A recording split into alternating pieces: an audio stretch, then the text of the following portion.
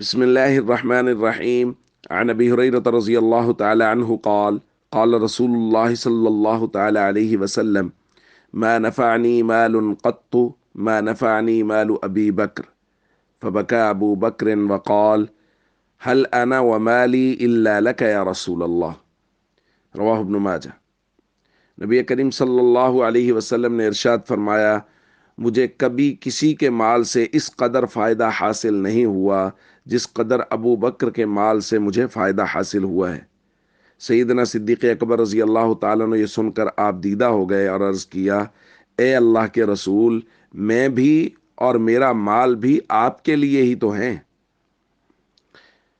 دوستو، سیدنا صدیق اکبر رضی اللہ تعالیٰ عنہ کی اسلام کے لیے خدمات کسی سے بھی ڈھکی چھپی نہیں ہیں، اور خاص طور پہ آپ کی مالی خدمات۔ اور اسی طرح نبی کریم صلی اللہ علیہ وسلم نے جو روایت ہم نے پہلے بھی پڑھی ہے، ان من امن الناس علی فی صحبتہ و مالہ ابا بکر، کہ اپنی صحبت اور مال کے اعتبار سے سب سے زیادہ احسانات حضور فرما رہے ہیں ابو بکر کے۔ اور ابو بکر رضی اللہ تعالیٰ عنہ نے مال خرچ کرنے میں تو اس قدر سبقت کی ہے کہ ایک مرتبہ سیدنا عمر رضی اللہ تعالیٰ عنہ فرماتے ہیں کہ امرنا رسول اللہ صلی اللہ علیہ وسلم یوما ان نتصدق، حضور نے حکم دیا کہ مال صدقہ کرو۔ فوافق ذلك مالا عندي، ان دنوں میرے پاس مال کافی زیادہ تھا، تو میں نے سوچا اب ابو بکر پر سبقت لے جاؤں گا مال خرچ کرنے میں۔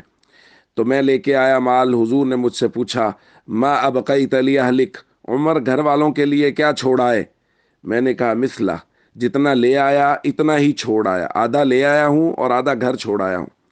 پھر ابو بکر آئے، نبی کریم صلی اللہ علیہ وسلم نے پوچھا: ما ابقیت لاہلک یا ابا بکر، ابو بکر گھر والوں کے لیے کیا چھوڑ آئے؟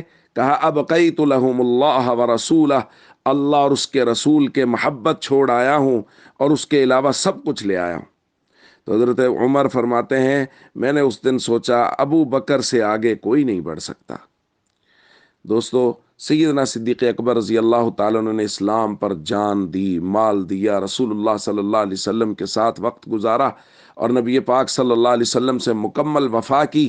ہم سب کو چاہیے سیدنا صدیق اکبر اور تمام صحابہ کے وفادار بنے، زندگیاں ان کے نقش قدم پر گزارنے کی کوشش کریں۔ السلام علیکم ورحمۃ اللہ وبرکاتہ۔